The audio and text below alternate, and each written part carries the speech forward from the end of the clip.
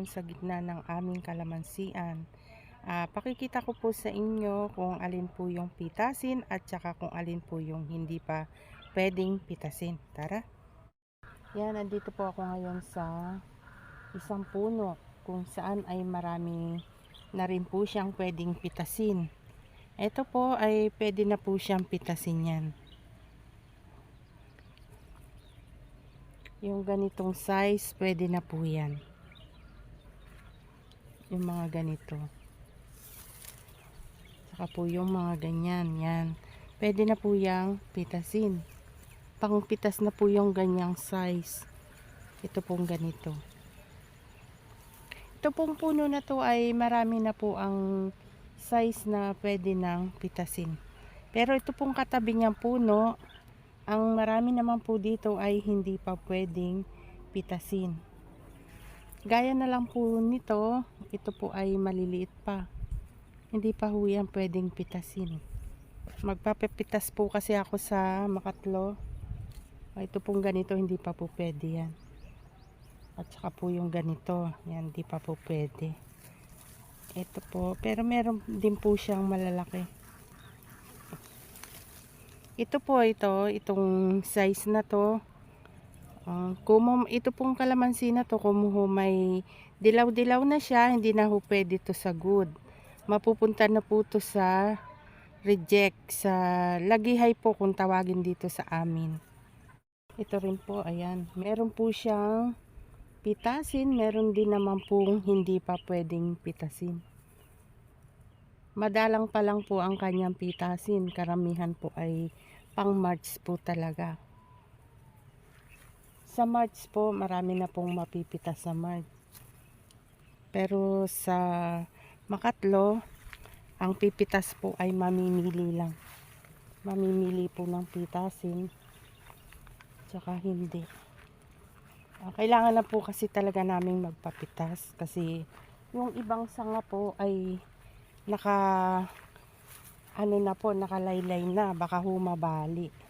Ito pong ganito, gaya po nito. Ayan, nakababa na po talaga siya, oh. Dahil po sa bunga. Kaya parang yung sanga, ibig na humabali. Ito po, oh. Ayan. Kaya halos umaabot na po sa lupa ang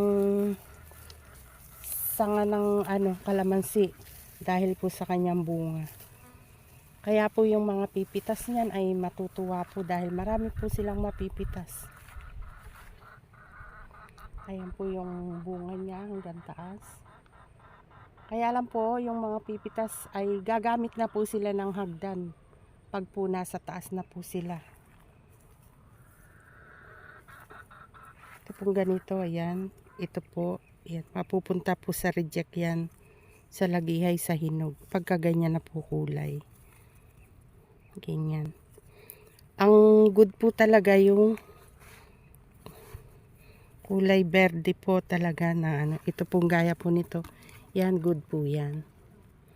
Ito good po yung mga yan. Yan. Ito po, hindi. Mapupunta po sa hinog yan. Sa lagihay kung tawagin dito sa amin. Lagihay. Yan yun po yung sanga. Naka na po sa lupa. Maabot na po sa lupa. Kaya po yung mga pipitas po niyan ay mga nakaluhod. Kailangan po nilang lumuhod kasi mahihirapan po sila pagka nakayuko. Kaya kailangan po nila talagang umupo para po mapitas yung sa ilalim. Ito pong ganito, yan, good na good po yan. Yan, ito po yung good na good. Ito. Meron pong puno na maraming good, meron din naman pong puno na may mga dilaw. Ito po tinatawag namin lagihay, dilaw na hinog. Hinog na po siya. Napupunta na po to sa reject. Yan, kahit po kainitan, kailangan po natin maglibot para po ma-check lang natin na kung meron na ba tayong pwedeng papitas sa Makatlo. Ito po, karamihan po dito hindi pa po pitasin. May mga puno po talaga na hindi pa po talaga madalang lang po yung pitasin. May mga puno pong madalang lang ang pitasin. Meron naman pong puno na marami na ho ang pitasin.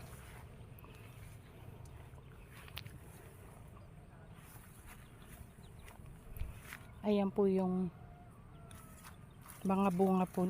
Ito pong mga bunga na to, ito po yung pabunga ng aking mister o abay at ng aking kapatid. Inalagaan po nila sa spray yan nung lumabas na po yung bulaklak ng kalamansi. Nung lumabas na yung bulaklak ng kalamansi, inalagaan na po nila sa pag-i-spray. Tuwing ikatlong araw po sila nag-i-spray. Pagitan po 2 araw.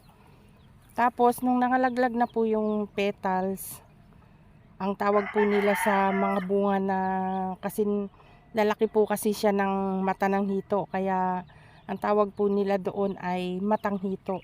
Yung bagong laglag na petals. Ito po yung bulaklak po na to. Pag nalaglag po yung mga petals niyan, ay magiging kasing laki ho ng mata ng hito. Ito po yung matang hito. Ayan. Yan po yung matang hito kung tawagin po nila. Paglaglag po ng petals, ganyan po ang magiging unang bunga ng kalamansi. Yan, matang hito. Pagkatapos po, ganyan. Gamunggo. Kasi lalaki po siya ng munggo. Ito naman po yung gamais. Gamais po kung tawagan nila yan. Ganyan po, gasarisa. Gasaresa ang laki, aratilis. Kasi lalaki po siya ng saresa. Ito naman po yung gaholen na. Gaholen ang laki. Size ng gaholen, ganyan na po. Pag ganyan na po kalalaki, yung bunga ng kalamansi, hindi na po nila ini-spray. Madalang na lang, once a week na lang po nila ini-spray, ganyan. Pag ganyan na po kalalaki. Ayan na po ang aming mga pabunga. Malalaki na po yung iba naman po ay hindi pa gaano. Ito po siya, karamihan po dito ay pitasin na. Ang good po talaga ay size na tinatawag po namin dito ay 1. Ayan, size 1 po kung tawagin yan. Good na good po siya. Ayan po, malalaki po siya. Tapos berdeng berde. Yan po yung mga good po talaga. Yan. Yan. Magaganda. Ito pong puno na to, magaganda po yung kanyang bunga. Malalaki. Ayan po. Malalaki po yung bunga niya. Halos ito po siya, itong bunga na to halos makukuha na po yan sa Makatlo. Ang maiiwan na lang po niyan yung ganito kalalaki. Ayan, maiiwan po yan, hindi pa pitasin. Pero po halos po yan lahat pitasin na. Yan po, may puno pong ganyan. May puno rin naman pong halos wala kang mapitas na pitasin. Ayan po siya. Meron pa rin po siyang madalang na maliliit. Ayan. Yan po yung aming pabunga. Sana po makarami kami.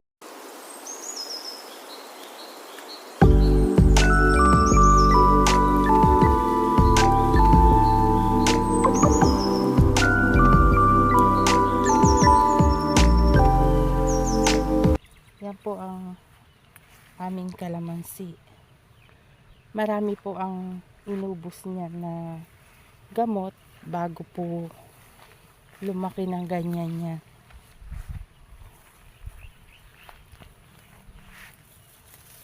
Yan po siya. Halos nangabali na po yung sanga. Nakalaylay po siya dahil sa bunga. Yan po yan. Yung iba po ganyan na.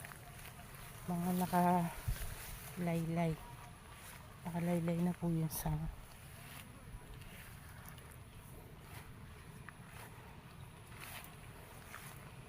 Po ang aming kalamansi.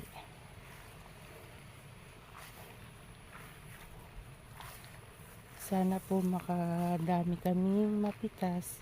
Sana po marami ang aming mapitas.